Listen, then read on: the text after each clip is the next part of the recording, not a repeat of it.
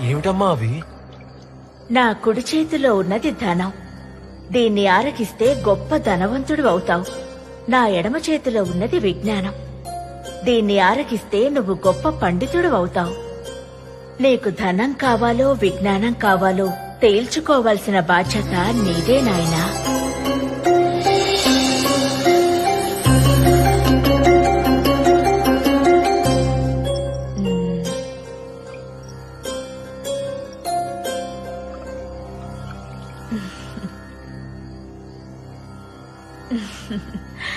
నీకు విజ్ఞానం కావాలా నాయనా?